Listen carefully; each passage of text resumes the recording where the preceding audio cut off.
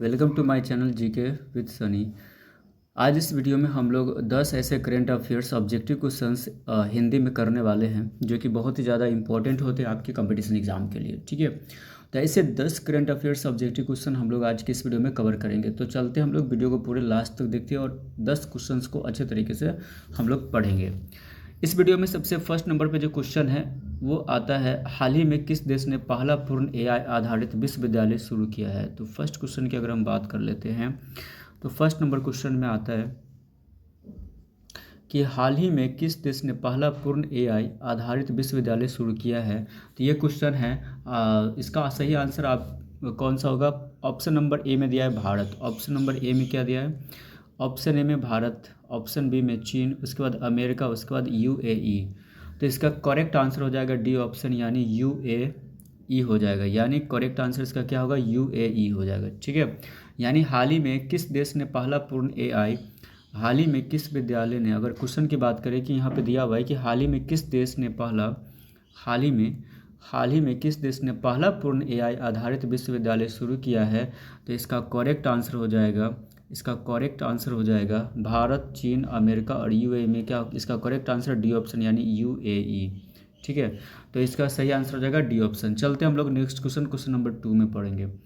Question number में कहता है, अगर हम बात करते हैं क्वेश्चन नंबर 2 की, हाल ही में भारत का पहला सौर ऊर्जा संचालित गांव कौन सा घोषित किया गया। हाल ही में एक ऐसा भारत का गांव है जो कि सौर ऊर्जा संचालित गांव के मतलब घोषित किया गया है। तो ऑप्शन ए में दिया हुआ है पुंसारी जो गुजरात में पड़ता है, मोढेरा जो गुजरात में पड़ता है, जावरा जो मध्य प्रदेश में है, विदर्भ जो कर्नाटक में।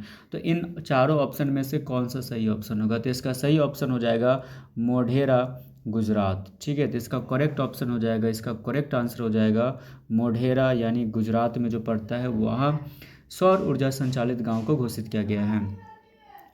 अब हम लोग क्वेश्चन नंबर 3 में हम लोग पढ़ेंगे। क्वेश्चन नंबर 3 की बात कर लेते हैं। क्वेश्चन नंबर 3 में कहता है, अगर आप ध्यान से देखेंगे तो आपको समझ में आएगा। 2025 की बात हो रहा है। 2025 में G20 शिखर सम्मेलन की मेज़बानी कौन कर रहा है। तो 2025 की बात करें तो जिसमें G20 जो शिखर सम्मेलन होने वाला है तो उसकी मेज़बानी कौन कर रहा है। तो ऑप्शन ए में दिया है भारत, ऑप्शन बी में ब्राज़ील, ऑप्शन सी में इटली, ऑप्शन डी में जापान।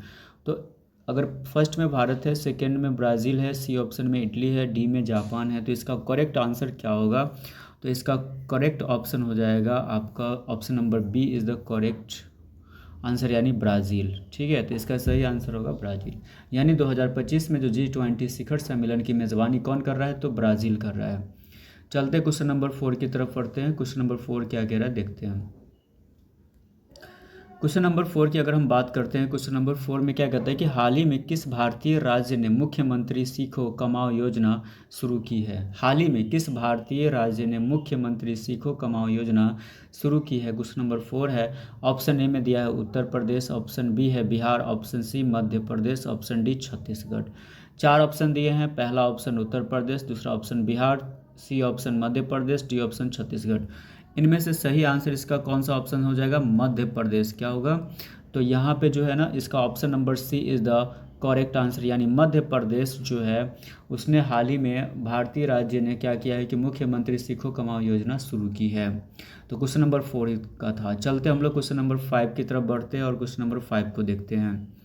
क्वेश्चन नंबर 5 में अगर आप ध्यान से कहता है, कौन सी भारतीय महिला पहलवान ने 2025 एशियन कुश्ती चैंपियनशिप में स्वर्ण पदक जीता है। ध्यान से आपको क्वेश्चन एक बार फिर से हम लोग पढ़ेंगे। कहता है कौन सी ऐसी भारतीय महिला पहलवान है जो कि 2025 एशियन कुश्ती चैंपियनशिप में स्वर्ण पदक जीता है। तो ऑप्शन ए में दिया है विनेश फोगाट है, ऑप्शन बी में दिया है साक्षी मलिक, या ऑप्शन सी में अनुपमा यादव, या डी में अंशु मलिक। तो इसका करेक्ट ऑप्शन क्या हो जाएगा, डी हो जाएगा अंशु मलिक। ठीक है, तो अंशु मलिक हाल ही में भारतीय महिला ऐसी पहलवान थी जिन्होंने 2025 एशियन कुश्ती चैंपियनशिप में स्वर्ण पदक जीता है। क्वेश्चन नंबर 6 की अगर हम बात कर लेते हैं। क्वेश्चन नंबर 6 में कहता है कि विश्व पर्यावरण दिवस यानी 2025 की थीम क्या थी। ऑप्शन ए विश्व पर्यावरण दिवस 2025 की थीम क्या थी। ऑप्शन ए है इकोसिस्टम रिस्टोरेशन, ऑप्शन बी है लैंड रिस्टोरेशन, या desertification, desertification and drought resilience. Option C है बीट प्लास्टिक पॉल्यूशन और ऑप्शन सी में बीट प्लास्टिक पॉल्यूशन, और ऑप्शन डी है ओनली वन अर्थ। तो विश्व पर्यावरण दिवस जो 2025 में की जो थीम थी वो क्या थी, तो इसका सही आंसर हो जाएगा ऑप्शन नंबर बी, यानी ऑप्शन नंबर बी सही आंसर हो जाएगा इसका, ऑप्शन बी हो जाएगा, यानी land restoration, desertification and draft रिजाइलिएशन। ठीक है, तो रिजाइलियंस हो गया, सॉरी रिजाइलियंस पढ़ेंगे इसको। ठीक है, तो ये ऑप्शन नंबर बी इसका क्या होगा, सही आंसर हो जाएगा। एक बार फिर से हम लोग इसको रिपीट कर लेते हैं, once more, land restoration, desertification and drought resilience. ठीक है, तो ये विश्व पर्यावरण दिवस 2025 की थीम थी। चलो हम लोग क्या करें, क्वेश्चन नंबर 7 की बात करते हैं। क्वेश्चन नंबर 7 में कहता है कि चंद्रयान 4 मिशन किस उद्देश्य के लिए तैयार किया जा रहा है। चंद्रयान 4 मिशन जो है किस उद्देश्य के लिए तैयार किया जा रहा है। ऑप्शन ए है चंद्रमा की सतह पर मानव भेजने के लिए, ऑप्शन बी चंद्रमा से सैंपल लाने के लिए, ऑप्शन सी चंद्रमा के चारों ओर परिक्रमा करने के लिए, ऑप्शन डी अंतरिक्ष में संचार उपग्रह तैनात करने के लिए। तो इसका सही आंसर हो जाएगा ऑप्शन नंबर बी, चंद्रमा पर सैंपल लाने के लिए, चंद्रमा से सैंपल लाने के लिए। ठीक है, ऑप्शन नंबर इसका बी करेक्ट आंसर हो जाएगा, यानी चंद्रमा से सैंपल लाने के लिए।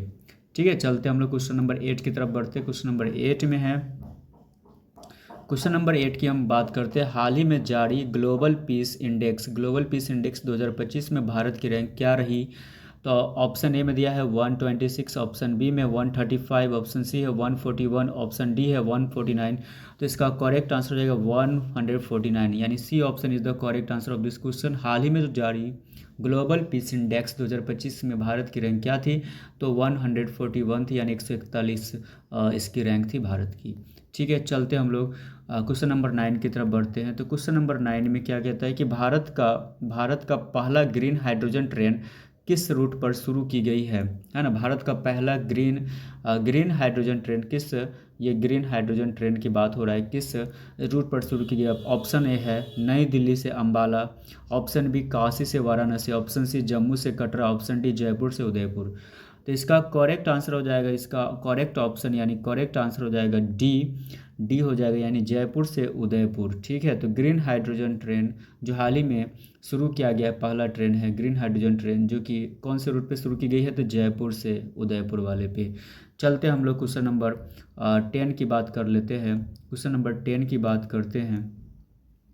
ठीक है, क्वेश्चन नंबर 10 की बात हम लोग करते हैं। क्वेश्चन नंबर 10 में क्या कहता है कि हाल ही में अगर हम बात कर ले, हाल ही में किस वैज्ञानिक ने अंतर्राष्ट्रीय विज्ञान सम्मान 2025 से सम्मानित किया गया है।